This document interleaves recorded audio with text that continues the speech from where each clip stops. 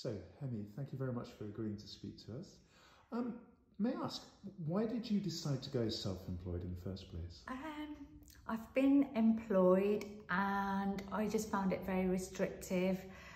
But being self-employed, I can balance my home life and work life, suit myself, suit my hours. So it's that sort of life-work balance you're looking for? Exactly. Yeah, okay. Thinking now about the financial side of things, how is it organised? Do you pay the salon a monthly fee? And does that fee vary from salon to salon? I pay a fixed rate for my chair weekly.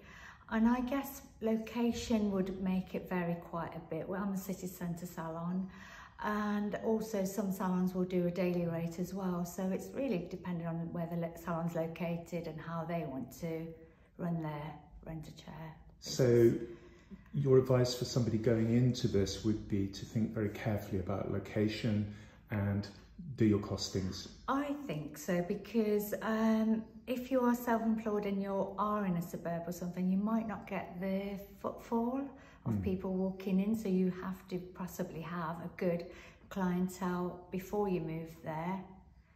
Yeah. So the money that you pay, the fee, what does that include? Does it cover the cost of juniors, towels, receptionists, etc.? Right. So here we don't have a reception, so there's quite a few staff, so we just take it in turn to pick up the phone and help each other by booking appointments. But mainly it covers your shampoos, towels, gowns, electricity, your chair, magazines, refreshments. I think that covers it really. Yes. Right, okay. So as a self-employed person, what other financial things do you need to think about and consider? Okay, so your costs that you have to really consider is like a little bit your accountants, your national insurance, which is voluntary, your public liability, also making sure you put something aside for all of this and for a rainy day if you have a quiet week. Could you just explain, what do you mean by public liability?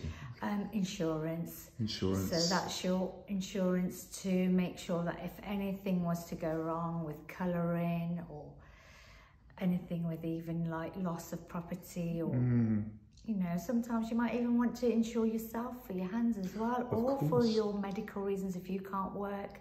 So it's up to you how much you want to add to your insurance, but they're all things you should consider. Okay, last couple of questions. What would you say are the benefits of being self-employed? Right, I feel our job is a very happy job, and if you can be happy in what you do by your own hours, working for yourself, however much you put in is basically you're reaping the rewards. And flexibility is one of the things I've already said.